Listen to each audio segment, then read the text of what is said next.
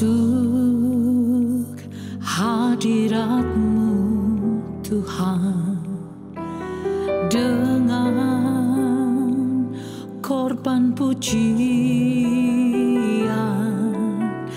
Masuk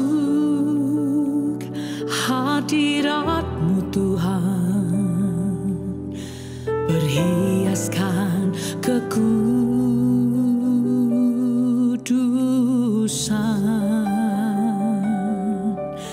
di hadapan hadirat-Mu Tuhan. Ku rasakan kedamaian di hadapan hadirat-Mu Tuhan. Ku nampak keagungan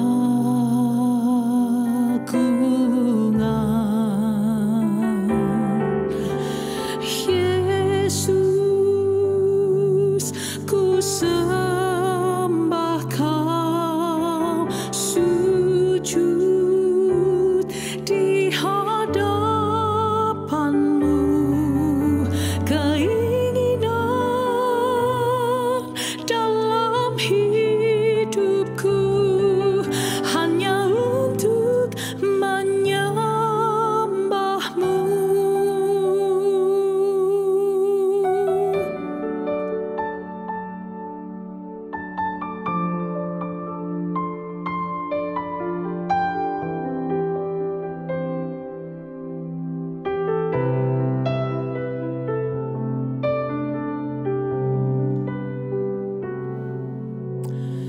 Masuk hadirat-Mu Tuhan dengan korban pujian. Masuk hadirat-Mu Tuhan, berhiaskan kekudusan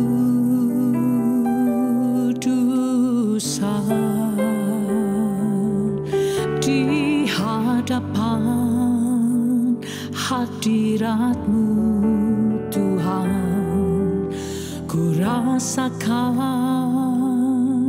kedamaian di hadapan hadirat-Mu Tuhan. Ku nampak keagungan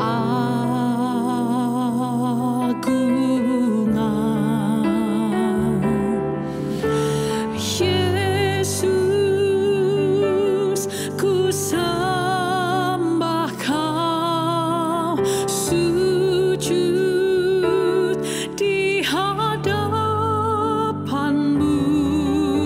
Keinginan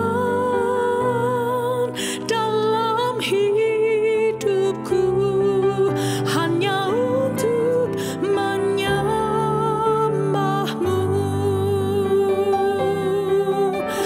Yesus.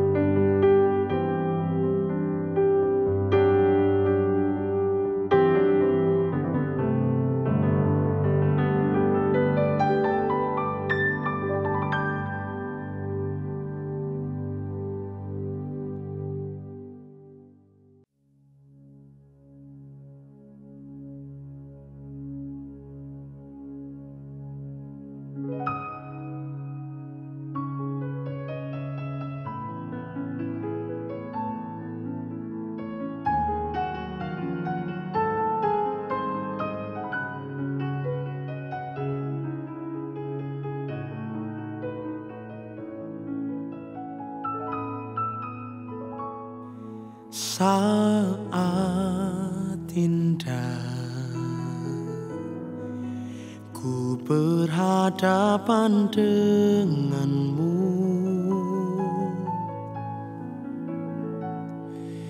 memandang wajahmu, Yesus kekasih jiwaku.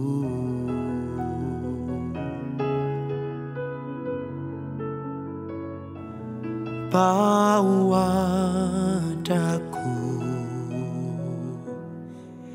erat dalam pelukanmu,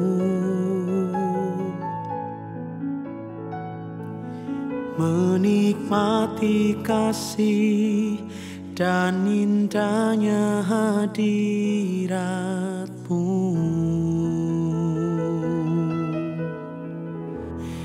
Hadiratmu Tuhan ku rasakan,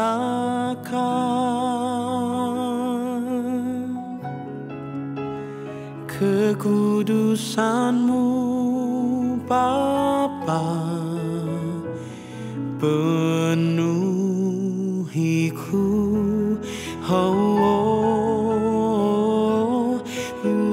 Rindu selalu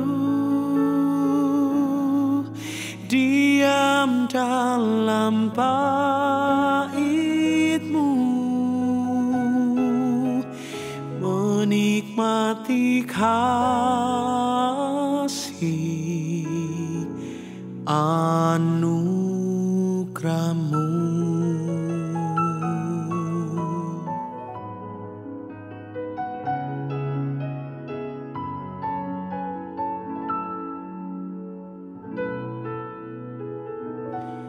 Saat indah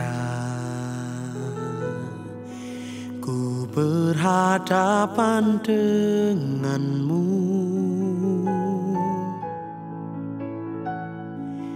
memandang wajahmu, Yesus kekasih jiwaku.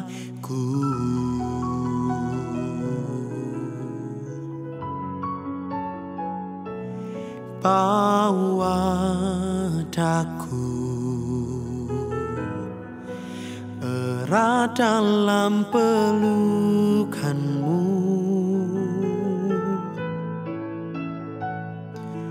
menikmati kasih dan indahnya hadirat-Mu.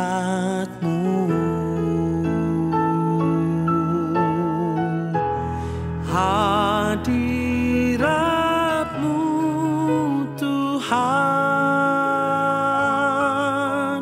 ku rasakan,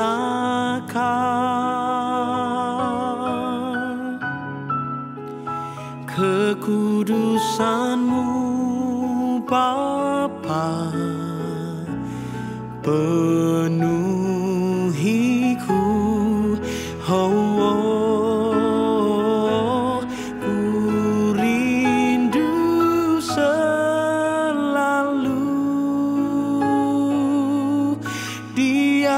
Dalam bait-Mu,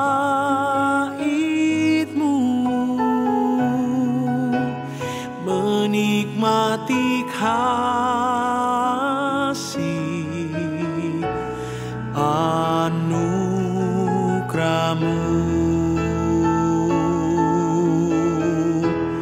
Hadirat-Mu Tuhan rasakan,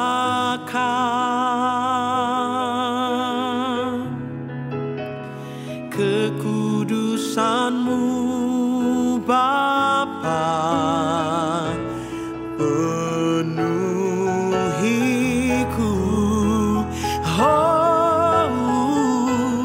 Ku rindu selalu diam dalam bait-Mu, menikmati kasih anugerah-Mu.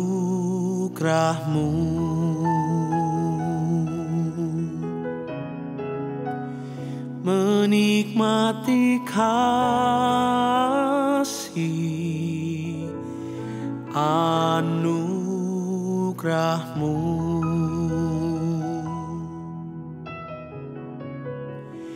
Menikmati kasih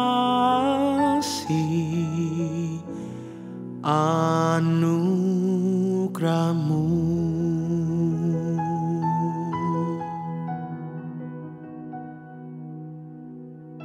Biar dimanapun kami berada ya Tuhan,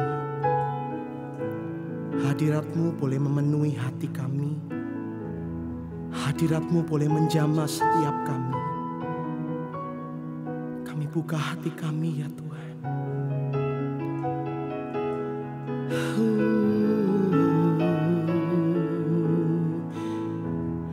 Hadirat-Mu Tuhan memulihkan aku. Hadirat-Mu Tuhan, oh, memenuhi aku. Oh, Kau menjamah hatiku, Kau memuaskanku. Haleluya, oh, kami buka hatiku. Haleluya.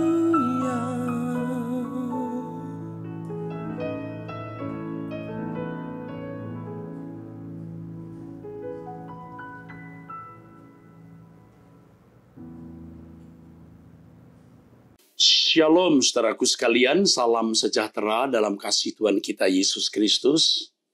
Kepada kekasih-kekasih Tuhan, jemaat Tuhan, Gereja Suara Kebenaran Injil, Nginden, GSKI Manyar, Sukomanunggal, Ciputra, dan wilayah sekitarnya. Kiranya damai sejahtera saudara melimpah di dalam Tuhan.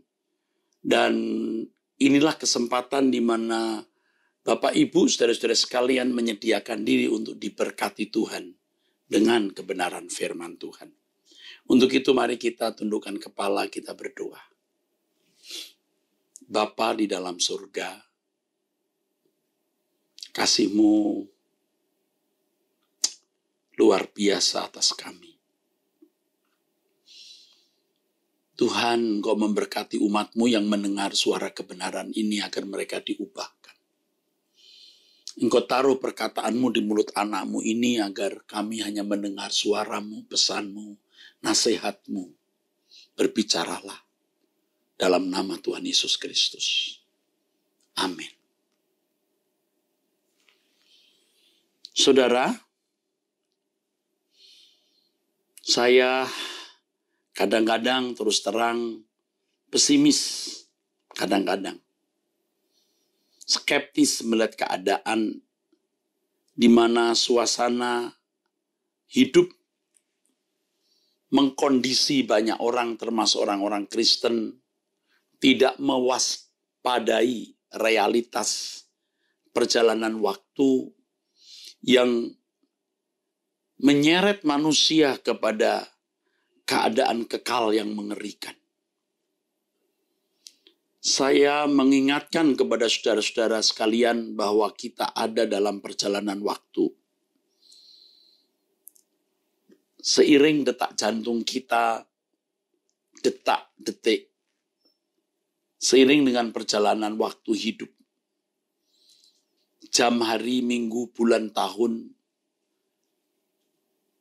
porsi waktu, durasi waktu yang Tuhan berikan kepada kita tergerus.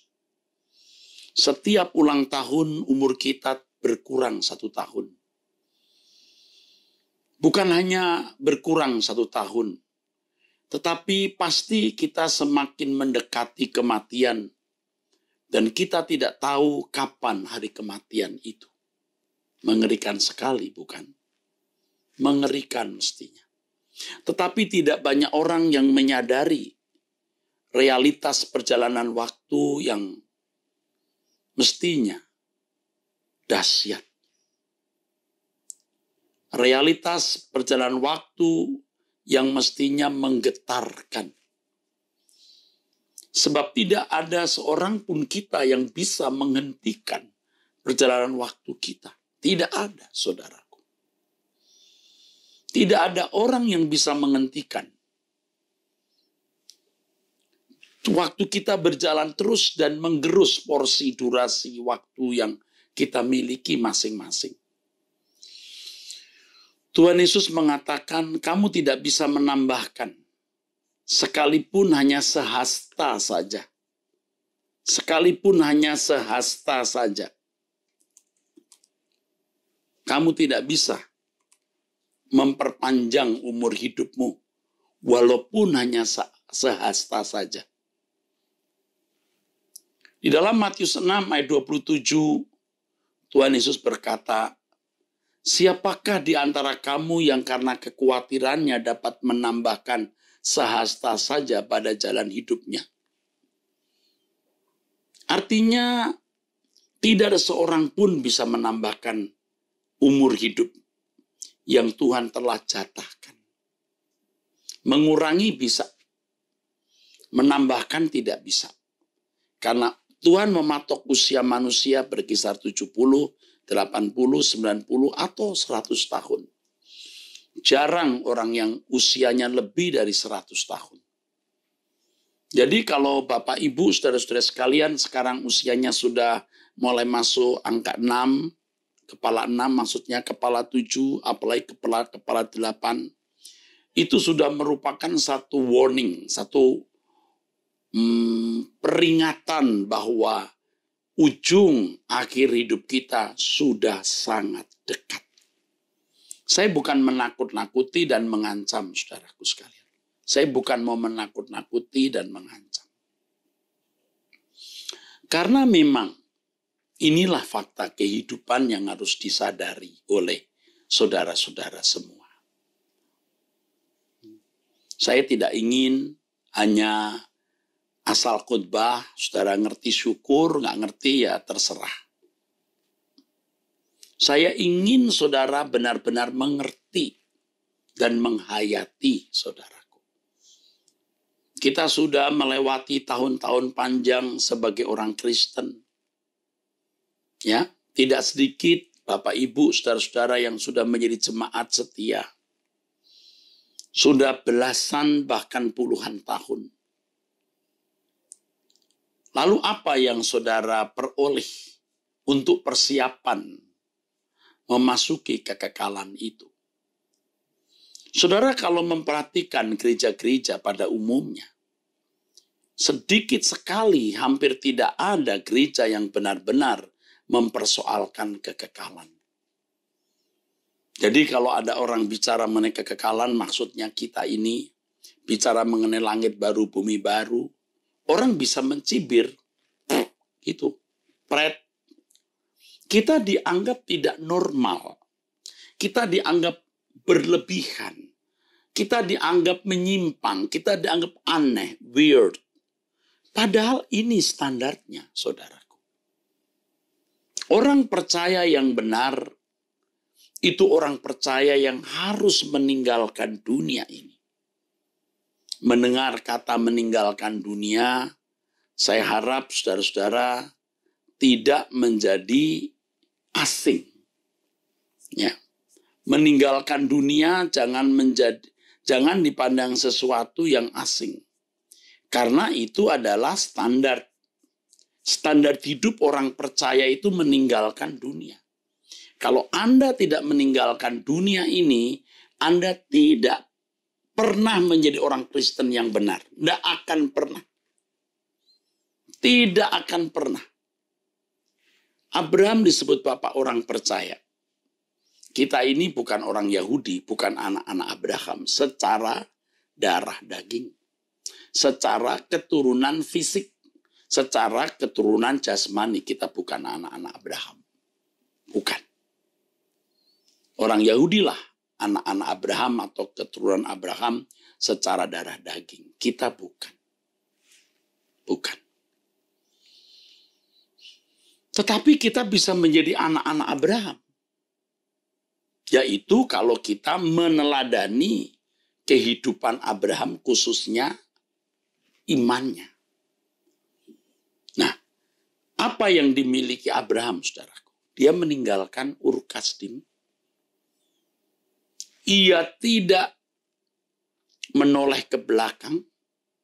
Sekalipun memiliki kesempatan kembali ke kampung halamannya, dia tidak mau kembali. Sekali dia melangkah mengikuti petunjuk Tuhan, di mana Tuhan mau membawa dia ke negeri yang Tuhan akan berikan, dia tidak pernah menoleh ke belakang. Walaupun dia memiliki kesempatan untuk kembali ke kampung halamannya, dia tidak melakukannya.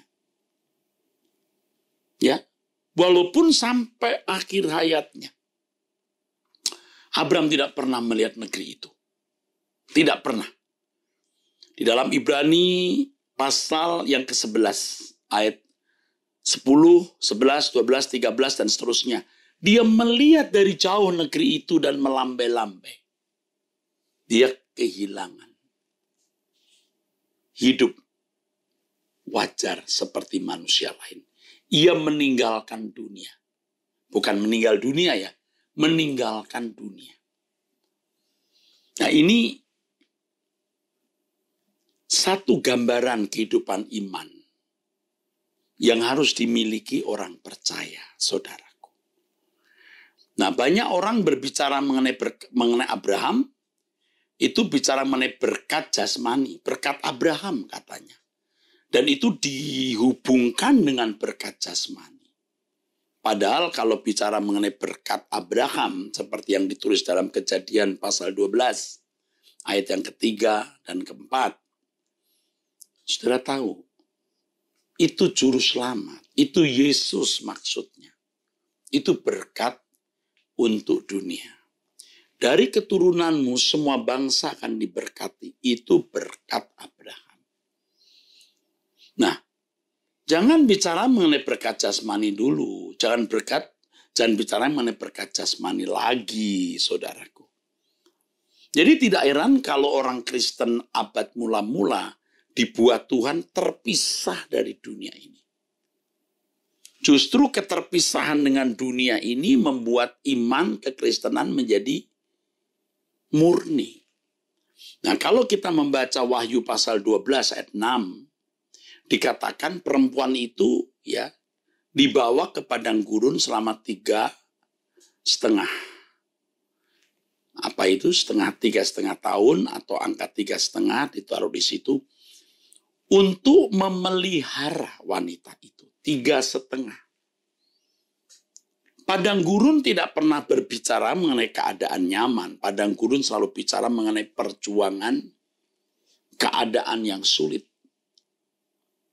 Dan memang kalau kita melihat sejarah tahun 30 Masehi, ya ketika Yesus naik ke surga itu dimulainya penganiayaan dan agama Kristen menjadi agama negara tahun 380 Masehi oleh Kaisar Theodosius Agung dari Roma. Selama 3,5 abad memang orang Kristen dalam kondisi yang memang tidak nyaman. Walaupun ada masa-masa orang Kristen mulai nyaman, betul. Tetapi ketika kekristenan menjadi agama negara, nah itu kekristenan tidak lagi mengalami aniaya, saudaraku. 3,5. Tetapi di masa penganiayaan itu justru orang Kristen mengalami pemurnian iman Kristen. Tapi ketika kekristenan menjadi nyaman, diterima di masyarakat, para pemimpin-pemimpin agamanya dimuliakan. Pendeta-pendetanya, uskup-uskupnya, saudaraku, dihormati. Kekristenan malah menjadi merosot, saudaraku.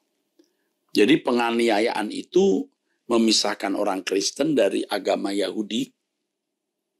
Ketika orang-orang Yahudi mulai menganiaya orang-orang Kristen, yang tadinya Yohanes, Petrus beribadahnya kepada Allah, masa aniaya membuat agama Yahudi ya terpisah dari kekristenan. Kekristenan terpisah dari agama Yahudi. Lalu penganiayaan dari kekaisaran Roma membuat kekristenan terpisah dari dunia. Apa yang diharapkan oleh orang Kristen dalam hidup ini? Tidak ada. Ia menghadapi agama Yahudi yang bengis menganiaya. Dia menghadapi kekaisaran Romawi yang tidak berbelas kasihan. Belum agama-agama kafir yang menjadikan orang-orang Kristen menjadi anggota masyarakat yang tidak disukai atau dipersona non gratakan. Tetapi itu kekristenan menjadi murni. Sekarang tidak ada aniaya. Orang Kristen hidup nyaman dan wajar seperti yang lain. Kekristenan menjadi palsu. Artinya bukan kekristenan murni yang dikenakan. Maka saudaraku, sekarang kita ada di Gereja Suara Kebenaran Injil, saudara. Kita mau melihat potret kehidupan Yesus yang menjadi model hidup kekristenan yang kita harus jalani. Ya, percayalah, ini yang benar. Ini yang benar. Kalau kita membaca Injil, memang arahnya ke situ saja. Ya, saya bicara ini bukan karena saya putus asa. Sama sekali saya tidak putus asa. Untuk menghadapi hidup saya sudah cukup. Dan mungkin juga bisa terbilang sukses. Tetapi saudaraku, itu bukanlah kesuksesan. Kesuksesan kita adalah ketika kita berjumpa dengan Tuhan dan Ia puas dengan keadaan kita. Kita berkenan di hadapan Allah. Nah, sekarang kita ada di Gereja Suara Kebenaran Injil. Yang pilarnya itu 3. Pertama, kesucian hidup. Yang kedua, langit baru, bumi baru. Yang ketiga, memaksimalkan potensi untuk melakukan pekerjaan Allah. Ini pilarnya. Saudaraku. Kita tidak bisa menjadi orang Kristen yang benar kalau kita tidak meninggalkan dunia. Artinya, saudara, kita memiliki jiwa ini tidak boleh terikat dengan materi dunia. Kita bisa memiliki materi, kita bisa memiliki kekayaan, kita bisa memiliki kehormatan, gelar, pangkat. Tetapi kita tidak terikat dengan segala hal ini. Tetapi menjadikan semua ini alat bagaimana memberkati masyarakat kita, memberkati bangsa negara kita, memberkati orang lain. Nah ini saudaraku, meninggalkan dunia bukan berarti kita menyepi ke tempat-tempat sepi, kita meninggalkan kesibukan. Oh bukan begitu. Kita masih hidup di tengah-tengah masyarakat secara wajar, santun, beradab, plus menampilkan kehidupan Yesus. Saudara kalau memperhatikan Injil, sejak Yesus memberitakan Injil di Matius pasal 5, itu khotbah di bukit. Sudah kok langsung berkata, kamu harus sempurna seperti Bapa. Coba. Maksudnya apa itu? Kamu harus memiliki moral seperti moralnya Bapa. Supaya apa yang kau pikirkan, kamu ucapkan, kamu lakukan itu selalu sesuai dengan pikiran perasaan Bapa. Dan itulah sesungguhnya pelayanan itu. Tidak usah mulu-mulu jadi pendeta atau penginjil yang masuk pedalaman, saudara. Di tempat di mana kita berada, ya, dalam segala hal yang kita lakukan, baik yang kita pikirkan, kita ucapkan, kita lakukan, selalu sesuai dengan pikiran perasaan Allah. Nah, di situ kita bisa membahagiakan hati Tuhan. Di situ kita bisa membahagiakan. Tuhan Yesus memulai dengan pernyataan kamu harus sempurna seperti Bapa di surga. Itu sudah jelas kesucian maksudnya. Dulu saya terus terang juga ragu-ragu bisa suci enggak ya. Karena saya ragu-ragu sehingga saya tidak berani sungguh-sungguh hidup suci. Ya masih menyimpang lah ada. Yang penting orang tidak tahu. Nah sekarang wah saya sadar bahaya. Karena suatu hari selain kita akan ditelanjangi Allah di depan pengadilan, sekarang juga hidup kita tidak bahagia. Tidak mungkin orang yang hidupnya tidak bersih bisa bahagia. Tidak mungkin. Karena sukacita di dalam Tuhan itu hanya bisa dinikmati oleh orang yang hidupnya bersih. Iya.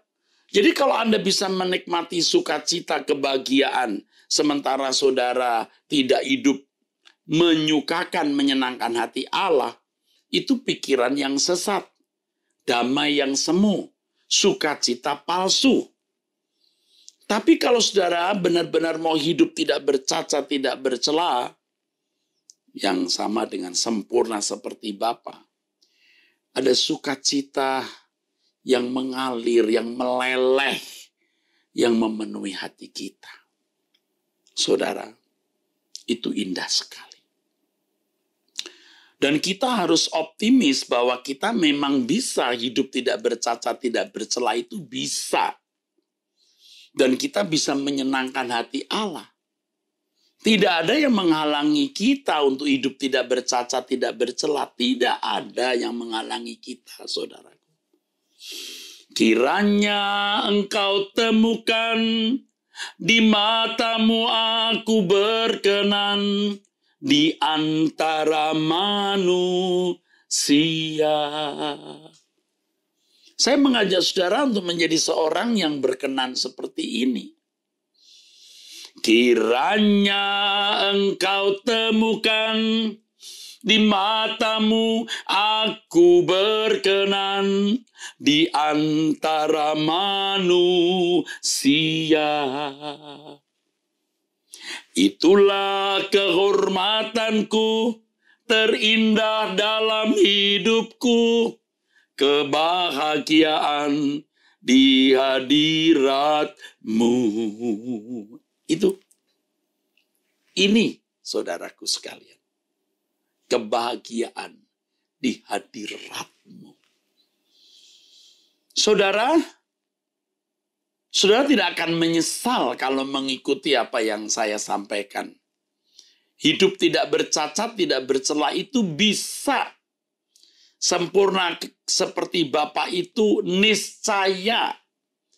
Mungkin, bukan sesuatu yang tidak mungkin. Bukan kemustahilan. Karena di mata manusia atau bagi manusia itu mustahil, bagi Allah tidak ada yang mustahil. Artinya, kalau kita punya nekat, punya tekad, punya komitmen yang bulat, bisa. Jadi jangan sampai keadaan ekonomi, masalah rumah tangga, masalah keluarga, masalah pekerjaan, masalah jodoh, masalah anak, masalah orang tua, masalah apapun membuat saudara tidak bisa fokus untuk hidup tidak bercacat, tidak bercela ini. Saya mengingatkan saudara, makanya kita harus bisa menggelar setiap hari keadaan hati kita di hadapan Allah. Harus ada waktu untuk membuat semacam simulasi di hadapan Allah. Seandainya kita ada di hadapan Allah saat ini,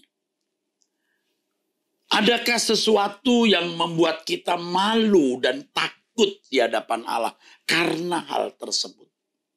Kalau ada, kita akui dosa itu, kita minta ampun dan jangan berbuat dosa lagi. Tuhan akan membuka pikiran kita untuk melihat kejahatan-kejahatan bukan saja yang sudah membuahkan perilaku yang kelihatan atau yang didengar orang. Itu dari perkataan maksud saya. Tetapi baru niat saja kita harus sadar itu kesalahan. Ingat ya, Hilal bin Sakhar itu setan. Nama setan itu sebelum memberontak ya. Hanya punya niat saja, belum sampai pada tindakan. Aku mau, itu sudah kejahatan. Jadi ketika kita mau menjadi seorang yang benar-benar menyenangkan, memuaskan hati Allah, kita mau jujur di hadapan Allah, maka Tuhan akan membukakan pengertian kita, memberi kita marifat untuk mengenal diri kita. Nah, itu luar biasa, saudaraku. Karena hal itu akan membuat hidup kita makin hari makin bersih. Makin bersih. Dan itu menjadi kebahagiaan kita.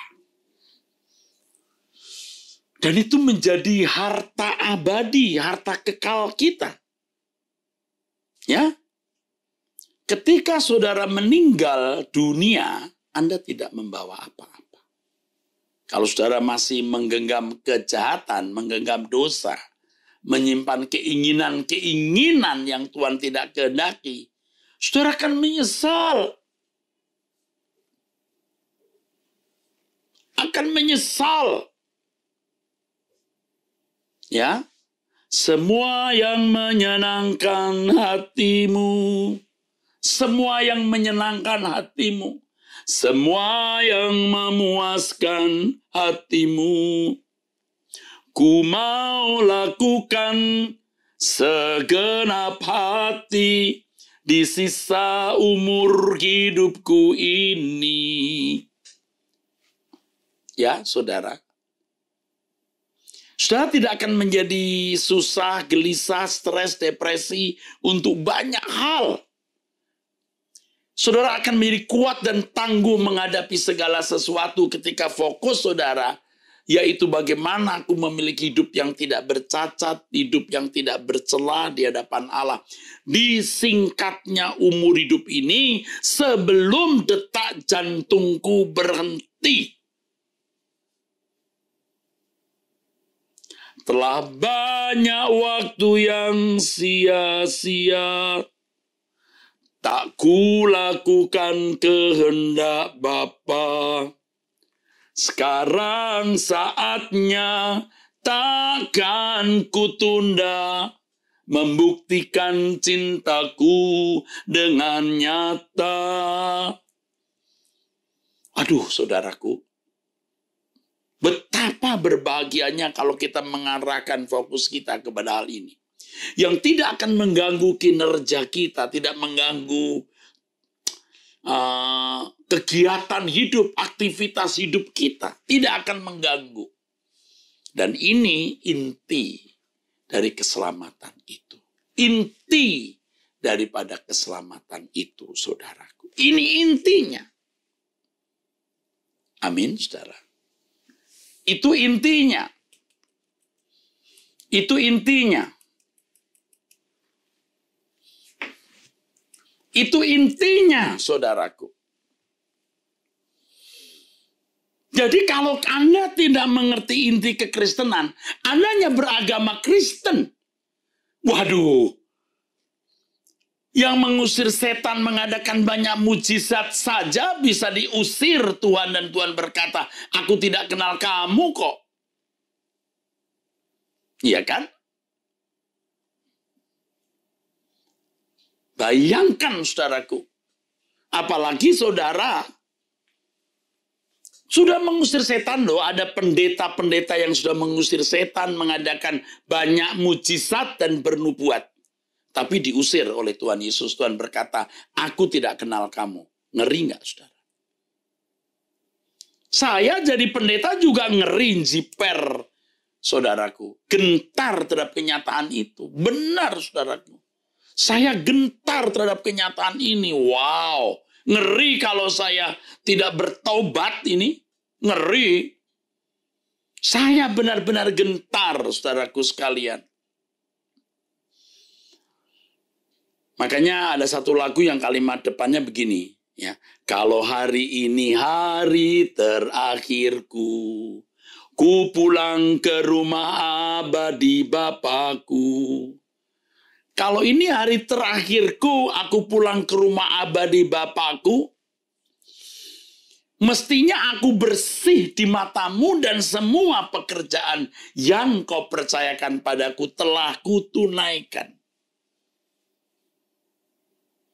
Nah saudara, jangan-jangan tidak tahu apa tugas saudara sebagai orang Kristen, tidak pernah tahu.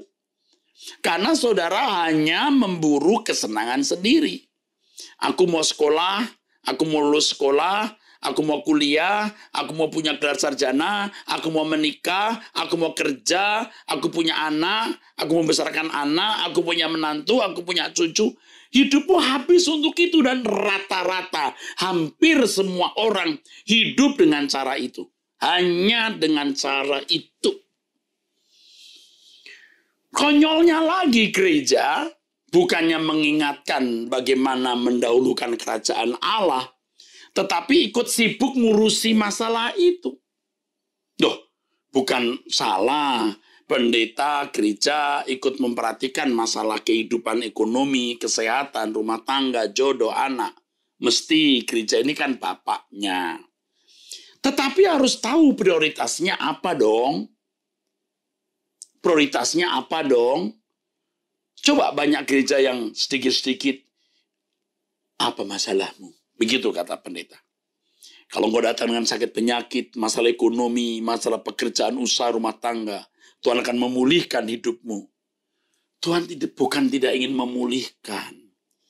Tetapi yang harus dibidik itu karakter, watak.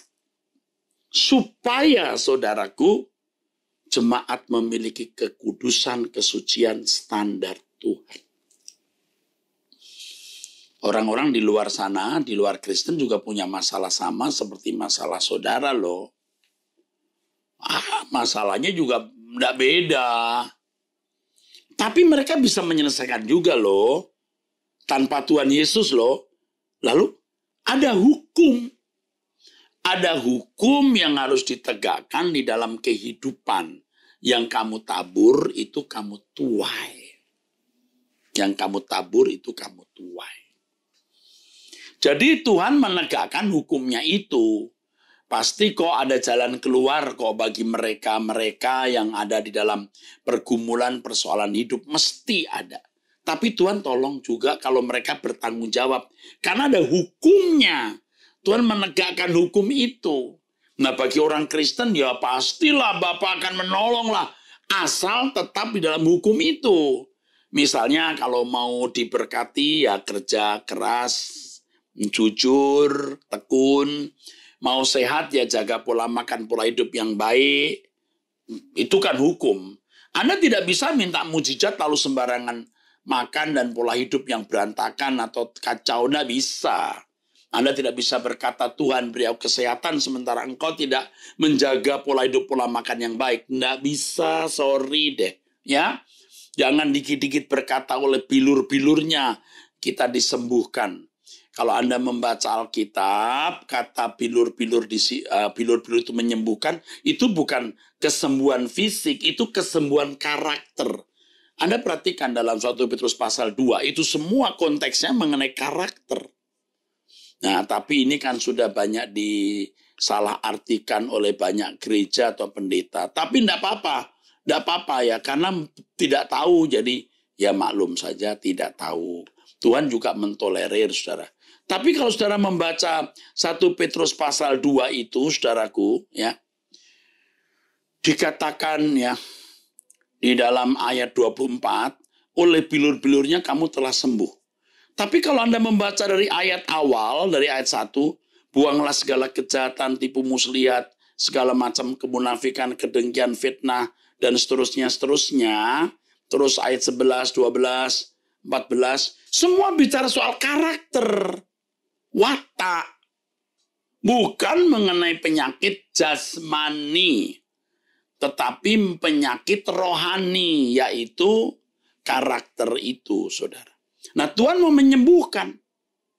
Nah, konyolnya kalau orang tidak mau disembuhkan. Kenapa? Karena fokusnya adalah berkat-berkat jasmani. Kalau fokusnya berkat jasmani, ya enggak bisa, saudaraku. Enggak bisa. Kalau saudara membaca dalam 1 Petrus pasal 2 itu, saudaraku sekalian, ya, tadi kita membaca ayat 24, oleh bilur-bilurnya kamu disembuhkan. Ya. Oleh bilur-bilurnya kamu disembuhkan. Anda tahu kata disembuhkan itu, saudaraku sekalian, itu iaomai. Kata iaomai itu disembuhkan terkait dengan keadaan jiwa. To free from errors and sins. Tuh. Ada kata lain untuk disembuhkan, itu namanya terapeuo. Anda mengenal kata terapi, itu menjadi bahasa untuk umum, bahasa Inggris dan bahasa Indonesia, terapi. Itu kesembuhan tapi untuk fisik jasmani. Memang antara iaomai dan terapeuo itu tidak bukan perbedaannya relatif, tidak mutlak. Tetapi kalau iaomai biasa digunakan untuk penyakit dalam arti karakter, watak. Iaomai, ya, menyembuhkan, to heal, make whole. Tapi pengertian secara umum, to free from errors and sins. To bring about salvation.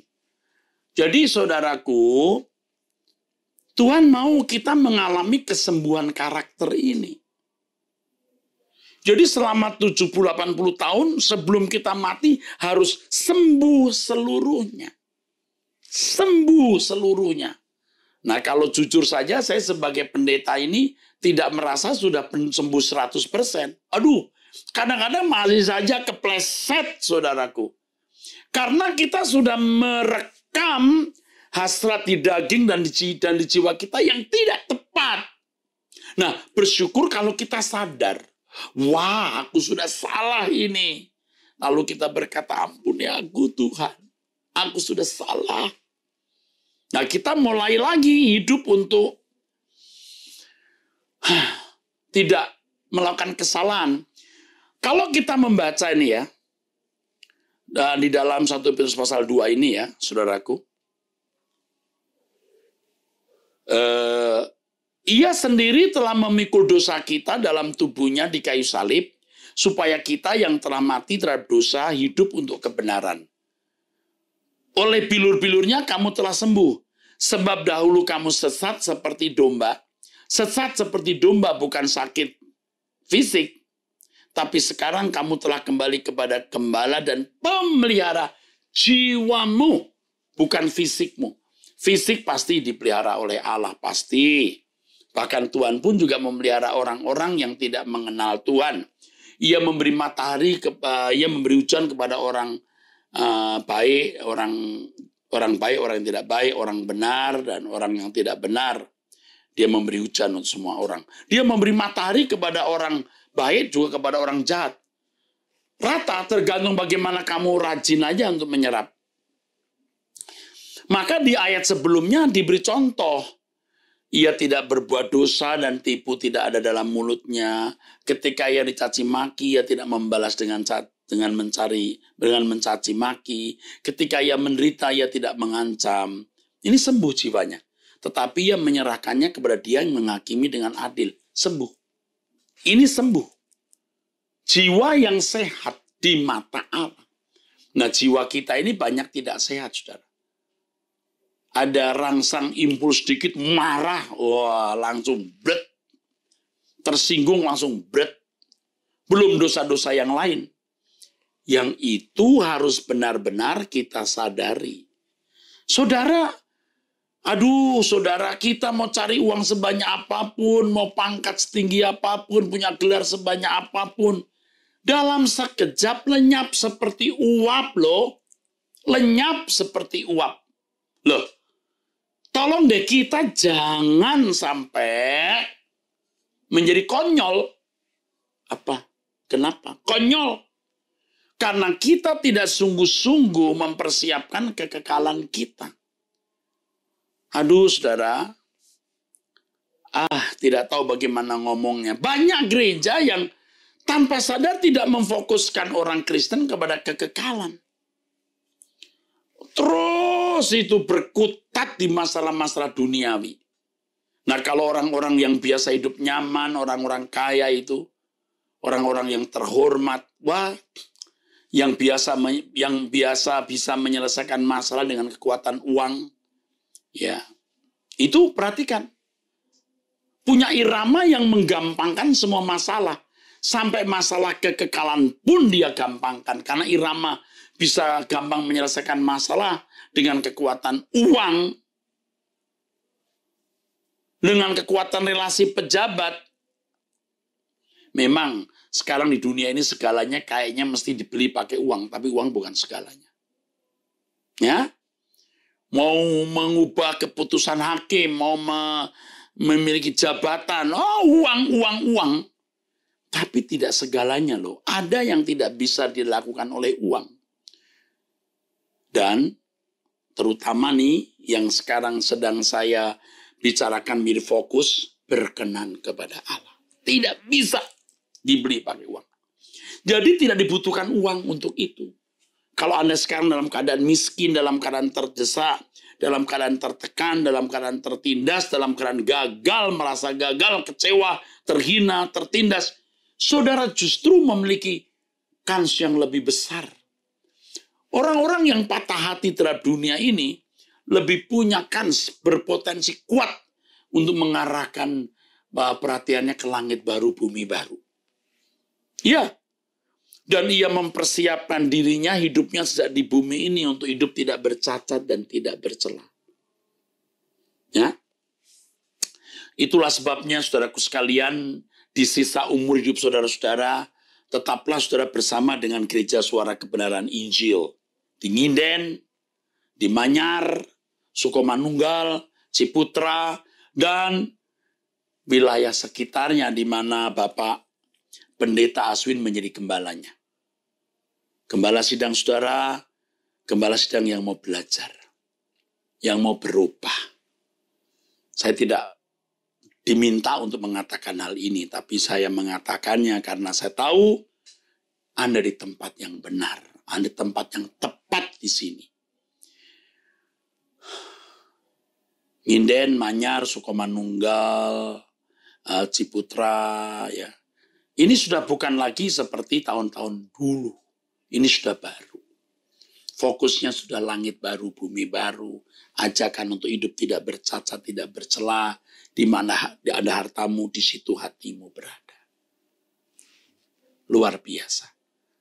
Nah, sudah tahu bagaimana kita telah melewati banyak persoalan di gereja kita ini. Sekarang, seiring dengan pandemi, Tuhan juga telah meneduhkan gelombang yang telah mengombang-ambingkan pelayanan dari gembala sidang kita dan gereja yang dipercayakan kepadanya, ya, Bapak Pendeta Aswin. Nah, sekarang kita dukung gereja ini. Saudara, saya tidak diminta ngomong ini. Saya dari hati yang tulus dan Bapak Ibu bisa merasakan getar ketulusan saya. Kita dukung gereja ini agar menjadi tempat di mana banyak orang diubahkan. Bukan hanya menjadi orang Kristen yang hura-hura nyanyi, lihat mujizat, dijanjikan berkat-berkat jasmani. Tetapi gereja yang mengajarkan kebenaran dan mengantar jemaat ke tempat kekal yang tidak akan pernah disesali. Saudara, gereja kita ini membutuhkan banyak biaya. Dengan gedung-gedung besar yang membutuhkan perawatan. Dan banyak hal lagi yang sedang dikerjakan oleh pelayanan gereja kita. Saudara harus menyisihkan. Bukan menyisakan, menyisihkan uang. Entah saudara sebut sebagai perpuluhan atau persembahan apa. Berikan, kirimkan. Dengan hati yang mengasihi Tuhan. Saya beritahu, saya tidak diminta untuk bicara ini. Tetapi saya sebagai ketua sinode GSKI yang sudah lebih 60 tahun umurku dan melihat begitu banyak persoalan, saya tahu apa yang harus saya ucapkan. Dukunglah. Tidak ada orang menjadi miskin karena memberi persembahan untuk pekerjaan Tuhan kalau kita memberi dengan tulus. Ini masih masa online, saudaraku. Tetapi kebutuhan gereja banyak. Tidak berkurang. Nah, kita harus mendukung, saudaraku. Mendukung dengan tulus. Jangan sampai kita meninggal dunia, kita belum atau tidak memenuhi bagian kita. Warisan yang kita berikan kepada anak-anak cukup sesuai dengan apa yang Tuhan perintahkan. Bagian kita harus kita selesaikan, kita habisi untuk Tuhan. Untuk itu, ambil bagian dalam pekerjaan Tuhan. Dalam bentuk dukungan finansial, dana, uang, atau harta kita. Muliakanlah Allah dengan hartamu. Dengan hati yang tulus. Saya menghimbau saudara untuk mengambil bagian di sini. Dan Tuhan akan memberkati saudara. Mari kita berdoa. Terima kasih untuk firman-Mu Bapa di surga. Aku berdoa untuk GSKI Nginden, Manyar, Sukomanunggol, Ciputra, agar mereka diberkati juga sekitarnya di bawah pengembalaan hamba-Mu Pak Aswin. Aku mohon, biar kiranya gereja ini menjadi tempat di mana Engkau memperbarui, memulihkan banyak orang. Hamba-Mu Pak Aswin, keluarga, Pak Roni dan semua pengerja, semua hamba Tuhan, semua koordinator yang tidak saya sebutkan namanya. Bapak berkati, Bapak rahmati, Bapak lindungi. Tolong Bapakku, agar di Surabaya ada penyambung lidahmu, ada tempat di mana suara kebenaran disampaikan. Aku tidak bisa menyebutkan satu persatu nama mereka, tapi aku menyerahkan semua koordinator dan para aktivis dari gereja-Mu ini dalam tangan-Mu ya Bapa. Berkatilah, pimpinlah Bapa. Terima kasih untuk penyertaan-Mu, perlindungan-Mu bagi gereja kami, bagi pekerjaan-Mu. Dalam nama Yesus Kristus kami bersyukur, kami berdoa. Amin. Saudara, sampai jumpa di perjumpaan yang akan datang. Saya akan lanjutkan khotbah saya ini. Tuhan memberkati.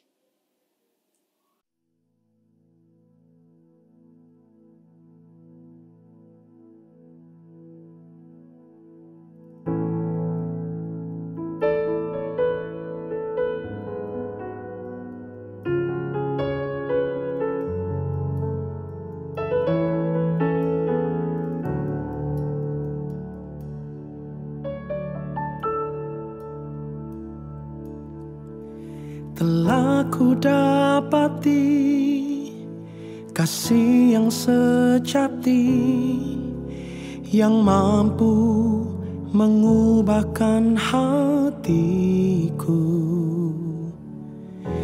Kasih yang Kau beri jauh melebihi segalanya di dalam hidupku.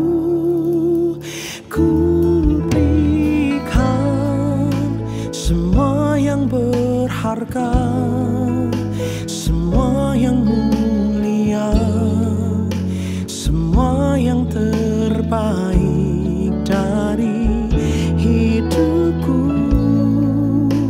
Hanyalah bagimu, hanyalah untukmu, hanyalah bagi kemuliaan-Mu.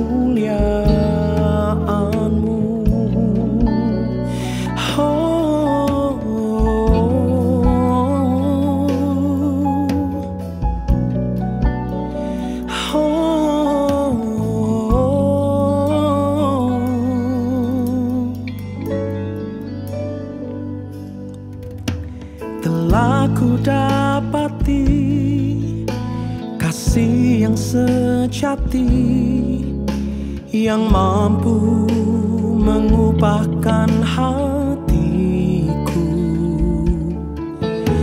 Kasih yang kau beri jauh melebihi segalanya di dalam hidupku. Ku berikan semua yang berharga, semua yang mulia, semua yang terbaik dari hidupku. Hanyalah bagimu, hanyalah untukmu, hanyalah bagi kemuliaanmu. Ku berikan semua yang berharga, semua yang mulia, semua yang terbaik dari